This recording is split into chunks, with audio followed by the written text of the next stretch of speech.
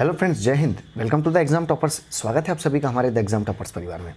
जैसा कि हम बहुत ही महत्वपूर्ण मध्य प्रदेश के प्रैक्टिस सेट की चर्चा डेली करते हैं, जिसमें विगत वर्षों में पूछे गए और आगामी परीक्षाओं में पूछे जाने की सर्वाधिक संभावना बनती है और उनसे रिलेटेड जितने भी फैक्ट होते हैं उन सभी को कवर अप करते हैं, जो कि मध्य प्रदेश पीईबी या जिसे पहले व्यापम के नाम से जाना जाता था।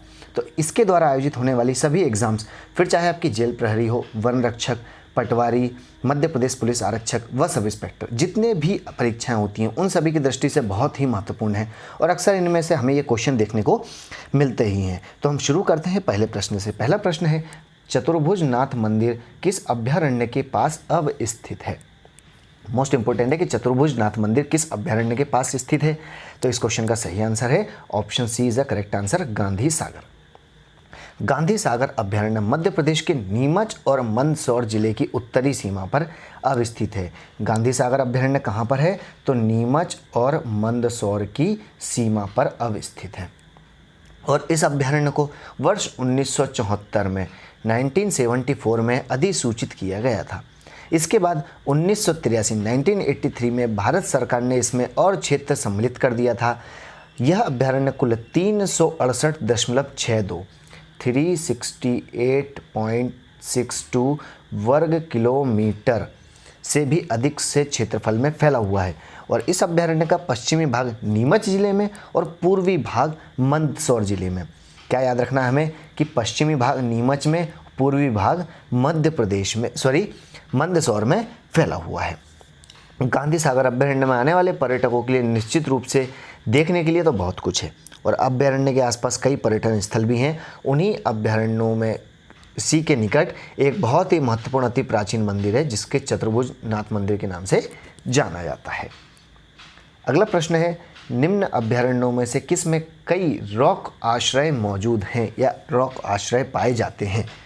निम्नलिखित अभ्यारण्यों में से किस में रॉक आश्रय पाए जाते हैं? तो इसका सही आंसर है option A is the correct answer, Narsinghgarh. Narsinghgarh वन्य जीव अभ्यारण्य मध्य प्रदेश के राजगढ़ जिले में, कहाँ? राजगढ़ जिले में स्थित है। इसकी स्थापना कब हुई थी? 1974 में इसकी स्थापना हुई थी और इसका कुल क्षेत्रफल कितना है? तो कुल क्षेत्रफल लगभग 57 वर्ग किलोमीटर है। और मुख्य रूप से यहाँ क्या क्या पाए जाते हैं? तो मुख्य रूप से यहाँ चीतल, सांभर, नीलगाय, चीता और जंगली सुअर आदि पाए जाते हैं। विशेषकर यहाँ पर पक्षियों की लगभग 164 प्रजातियाँ पाई जाती हैं। कितनी? 164 प्रजातियाँ। साथ ही साथ इस अभ्यारण्य के भीतर सैकड़ों से अधिक प्राकृतिक शैलाश्रय देखे गए हैं जिनमें सफ़ेद और लाल रंग के भित्ति चित्र बने हैं। किस अभ्यारण्य में? नरसिंहगढ़ वन्य जीव अभ्यारण्य में। अगला प्रश्न है, निम्न में से कौन सा अभ्यारण्य उमरिया में अवस्थित है? निम्नलिखित में से कौन सा अभ्यारण्य उमरिया जिले में स्थित है? अब यहाँ आपसे उल्टा पूछा जा रहा है। अक्सर ये पूछा जाता है कि किस अभ्यारण्य किस जिले में स्थित है, लेकिन यहाँ हम आपसे पूछना है कि उस जिले में कौन सा अभ्यारण्य स्थित है। तो हमें यह भी याद रखना है। तो इस क्वेश्चन का सही आंसर क्या है? Option C is the correct answer, Bandhavgarh. Madhya Pradesh का बांधवगढ़ राष्ट्रीय उद्यान कब बना था? तो हमें याद रखना है 1968 में स्थापित किया गया था और यह किस जिले में है? तो यह उमरिया जिले में है। यह राष्ट्रीय उद्यान देखा जाए तो पहाड़ियों से घिरा हुआ है। कौन सा? बांधवगढ़ पूरा पहाड़ियों से घिरा हुआ है और इसकी प्राकृतिक सुंदरता की एक अलग ही अद्भुत छटा है, इसलिए इसे 32 पहाड़ियों से घिरा राष्ट्रीय उद्यान भी कहते हैं। 32 पहाड़ियों से घिरा राष्ट्रीय उद्यान किसे कहते हैं? तो 32 पहाड़ियों से घिरा राष्ट्रीय उद्यान बांधवगढ़ राष्ट्रीय उद्यान को कहते हैं। और इस अभ्यारण्य का कुल क्षेत्रफल कितना है? तो हमें यह भी याद रखना है कि यह 437 वर्ग किलोमीटर क्षेत्रफल में फैला हुआ है, जबकि कान्हा किसली राष्ट्रीय उद्यान कहाँ पर है? कान्हा किसली मंडला में है। अगले प्रश्न की ओर बढ़ते हैं। इंदिरा गांधी प्रियदर्शनी उद्यान किस राष्ट्रीय उद्यान का नाम है? इंदिरा गांधी प्रियदर्शनी उद्यान किस राष्ट्रीय उद्यान का नाम है? तो इस प्रश्न का सही आंसर क्या होगा दोस्तों? काफ़ी महत्वपूर्ण प्रश्न है। तो इसका सही आंसर है option A is the correct answer, Pench. Pench राष्ट्रीय उद्यान का नया नाम ही इंदिरा गांधी प्रियदर्शनी राष्ट्रीय उद्यान कर दिया गया है। और इसकी स्थापना कब हुई थी? तो इसकी स्थापना 1983 में हुई थी पेंच राष्ट्रीय उद्यान की। और यह प्रोजेक्ट टाइगर में कब शामिल हुआ था, तो हमें यह भी याद रखना है कि 1992-1993 में इसे प्रोजेक्ट टाइगर में शामिल किया गया था। और यह कितने क्षेत्रफल में, तो यह हमें यह भी याद रखना है कि 293 वर्ग किलोमीटर क्षेत्रफल में फैला हुआ है। और इसमें प्रमुख रूप से बाघ, तेंदुए, नीलगाय, काले हिरण, चिंकारा और कृष्णमृग सहित कई अन्य वन्य जीव मौजूद हैं और पाए जाते हैं। तो दोस्तों, अगर अभी तक आपने चैनल को सब्सक्राइब नहीं किया है तो सब्सक्राइब अवश्य कर लें, साथ ही साथ अपने दोस्तों को भी शेयर कर दें। अगला प्रश्न है, राज्य का पहला सफ़ेद बाघ किस जंगल में पकड़ा गया था? राज्य का, या फिर हम ये कहें कि प्रथम जीवित सफ़ेद बाघ, यहाँ पर हम इसको इस तरीके से देख सकते हैं कि प्रथम जीवित सफ़ेद बाघ किस जंगल में पकड़ा गया था। पहला सफ़ेद बाघ किस जंगल में पकड़ा गया था, ये कहना बिल्कुल सही होगा। तो इस प्रश्न का सही आंसर क्या है? इसका सही आंसर है option D, Rewa is a correct answer. जैसा कि हम सभी जानते हैं कि रीवा सफ़ेद शेरों के लिए काफ़ी मशहूर है। रीवा जिला सफ़ेद बाघों के लिए काफ़ी ज़्यादा मशहूर है। और रीवा के जंगल से ही प्रथम सफ़ेद जीवित बाघ को पकड़ा गया था। पूर्व रीवा स्टेट के महाराज द्वारा 1950 में, कब, 1950 में प्रसिद्ध सफ़ेद बाघ मोहन को यहीं के जंगलों में ढूंढा गया था। उसका नाम भी हमें याद रखना है कि उसका नाम क्या था। तो भैया उस प्रसिद्ध बाघ का नाम मोहन था। क्या नाम था? मोहन था। अगला प्रश्न है, राज्य का पहला वन्य जीवन जागरूकता केंद्र कहाँ स्थापित किया गया है? राज्य का पहला वन्य जीवन जागरूकता केंद्र कहाँ स्थापित किया गया है दोस्तों? तो इसका सही आंसर है option B, Ralamandal is a correct answer. और रालामंडल कहाँ है? तो यह हमें सभी को पता ही है कि यह इंदौर जिले में आता है। मध्य प्रदेश का पहला वन्य जीवन जागरूकता केंद्र इंदौर के निकट रालामंडल अभ्यारण्य में स्थापित किया गया था।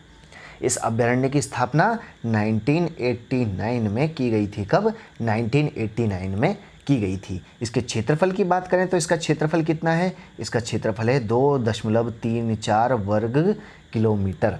और इस अभ्यारण्य के भीतर एवं पहाड़ी के ऊपर सन 1905 में, बहुत पुरानी बात है, 1905 में होलकर वंश ने शिकार कोठी का निर्माण किया था।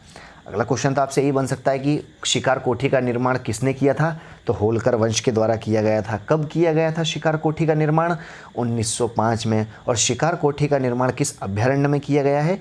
तो यह रालामंडल अभ्यारण्य में किया गया है, जिसे अब एक सूचना केंद्र के रूप में विकसित किया जा रहा है, क्योंकि अब यह शिकार करना तो प्रतिबंधित हो चुका है।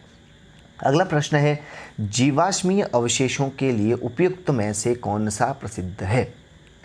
उपयुक्त में से कौन सा ऑप्शन या कौन सा विकल्प जीवाश्मीय अवशेषों के लिए प्रसिद्ध है? तो इस प्रश्न का सही आंसर क्या है दोस्तों? इसका सही आंसर है option A is the correct answer, घुघुआ।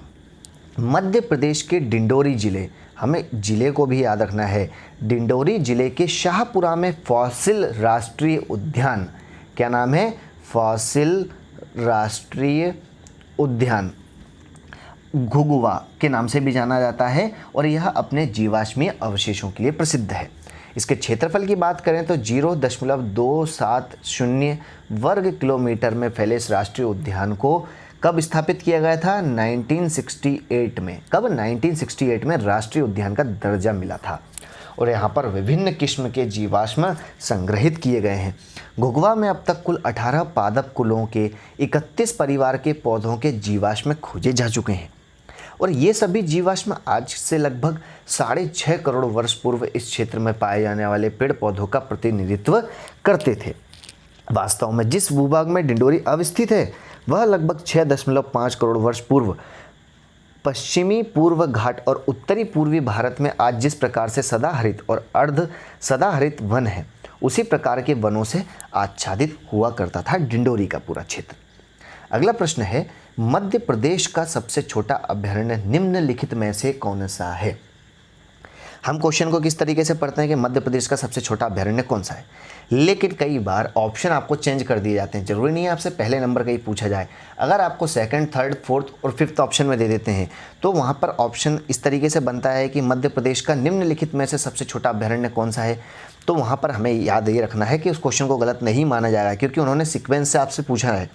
तो हमें उस तरीके से याद रखना है। तो यहाँ पर आपसे यही बात की जा रही है कि मध्य प्रदेश का सबसे छोटा अभ्यारण्य निम्नलिखित में से कौन सा है। तो इसका सही आंसर है option C is the correct answer, Ralamandal. और रालामंडल इंदौर में है, जिसके बारे में भी हमने चर्चा की है। और इसका क्षेत्रफल कितना है, 2.345 वर्ग किलोमीटर है।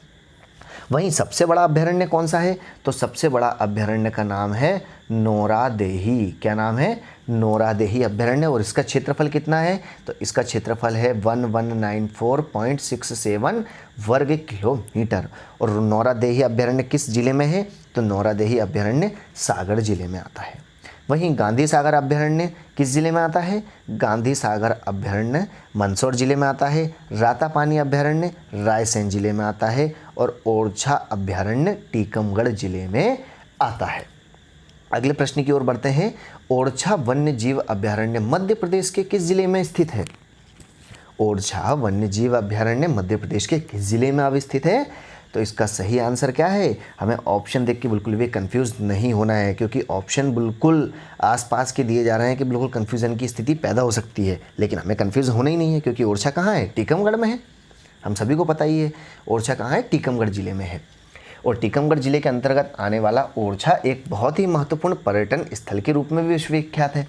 इसकी स्थापना कब की गई थी, 1531 में इसकी स्थापना की गई थी। किसकी, ओरछा की। और इसकी स्थापना राजा रुद्र प्रताप ने की थी। किसने की थी, राजा रुद्र प्रताप ने इसकी स्थापना की थी। और यहीं पर एक वन्य जीव अभ्यारण्य भी स्थित है। इसकी बात करें कि इसके क्षेत्रफल कितना है, तो यह 44.914 वर्ग किलोमीटर क्षेत्रफल में फैला है। और इसमें पाए जाने वाले मुख्य जीव कौन कौन से हैं, तेंदुआ, जंगली सूअर, सांभर, चीतल, चिंकारा, ये कुछ प्रमुख रूप से पाए जाते हैं। अगला प्रश्न है, वन विहार राष्ट्रीय उद्यान भारत के किस राज्य में है।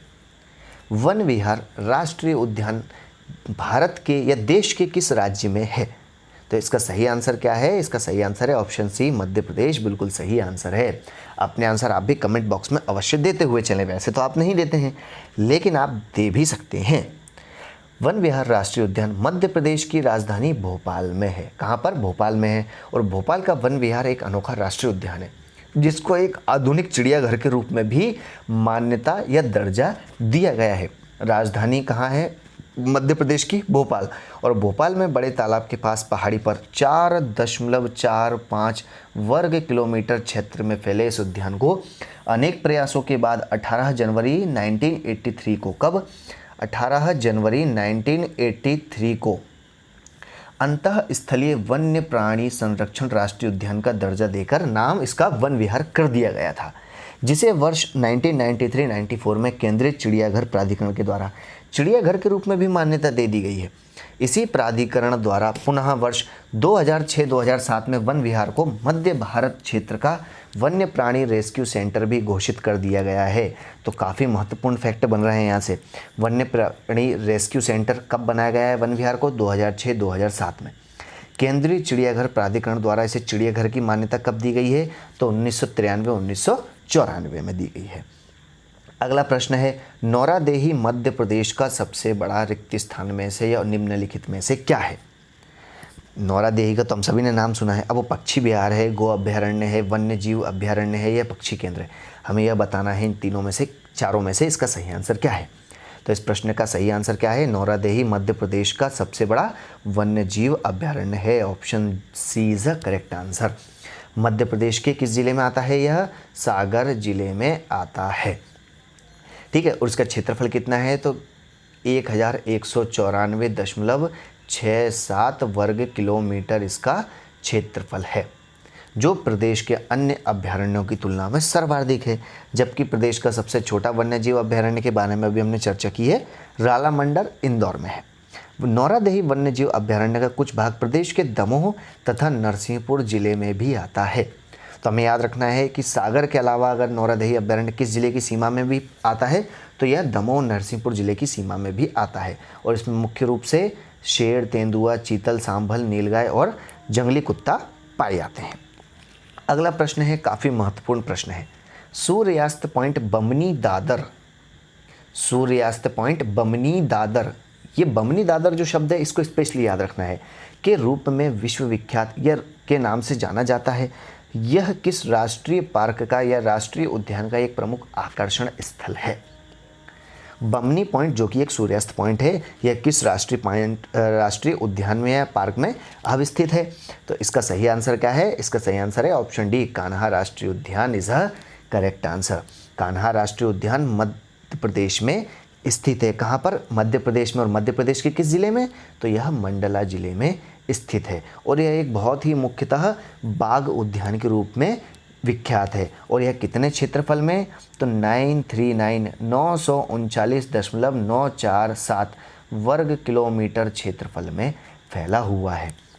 सूर्यास्त पॉइंट बमनी दादर इस राष्ट्रीय उद्यान का सबसे खूबसूरत स्थान है। तो बमनी दादर किस राष्ट्रीय उद्यान में है? कान्हा राष्ट्रीय उद्यान में है। और यहाँ का मनमोहक सूर्यास्त होने का समय जो रहता है वह पर्यटकों को अपनी ओर आकर्षित करने का काम भी करता है। और यहाँ से सूर्य के अस्त होने का दृश्य देखकर पर्यटक मंत्रमुग्ध रह जाते हैं। अगर आप देखना चाहते हैं, यहाँ गए हैं, तो एक बार अवश्य देखें। अगला महत्वपूर्ण और लास्ट प्रश्न है कि राज्य के या मध्य प्रदेश के किस जिले में अचानकमार अभ्यारण्य अवस्थित है? कई बार क्वेश्चन पूछा गया है। पुलिस की एग्ज़ाम में भी बहुत सी बार ये देखने को मिला है। हम जितने भी क्वेश्चन कर रहे हैं ये सभी जेल प्रहरी, पुलिस और सब इंस्पेक्टर में सबसे ज़्यादा प्रश्न पूछे जाते हैं। साथ ही साथ पटवारी में भी पूछे गए हैं। तो मध्य प्रदेश के किस जिले में अचानकमार अभ्यारण्य अवस्थित है? इसका सही आंसर क्या है दोस्तों? बिल्कुल सही कहा आपने। इसका सही आंसर है जो कि इन सभी ऑप्शन में है ही नहीं। तो इसका सही आंसर क्या है? अनूपपुर। क्या नाम है? Anuppur is a correct answer. इसका बिल्कुल सही आंसर है। अचानकमार वन्यजीव अभ्यारण्य मूलतः छत्तीसगढ़ राज्य में स्थित एक वन्यजीव अभ्यारण्य है। और इसका क्षेत्रफल कितना है? तो इसका क्षेत्रफल है 3835 वर्ग किलोमीटर। और इसके अंतर्गत 10 वन क्षेत्र आते हैं। कितने? 10 वन क्षेत्र आते हैं, जिसमें से 1224.98 वर्ग किलोमीटर क्षेत्र मध्य प्रदेश में आता है, जबकि शेष 2610.53 वर्ग किलोमीटर छत्तीसगढ़ में आता है। और छत्तीसगढ़ के मुख्यतः यह बिलासपुर जिले में और मध्य प्रदेश के डिंडोरी और अनूपपुर जिले में इसका भाग शामिल है। तो ये थे कुछ प्रमुख क्वेश्चन जिनके बारे में हमने चर्चा करी है, जो कि जेल प्रहरी हमारी आने वाली परीक्षा है, क्योंकि हमें पुलिस, आरक्षक और सब इंस्पेक्टर के तो ठिकाने नज़र आ ही नहीं रहे हैं। तो इसलिए आप इसकी तैयारी कर रहे हैं तो इस प्रैक्टिस सेट को अवश्य रोज़ देखना बिल्कुल ना भूलें। तो मिलते हैं नेक्स्ट वीडियो में, तब तक के लिए घर पर रहें, खुश रहें, स्वस्थ रहें। Thanks for watching. जय हिंद।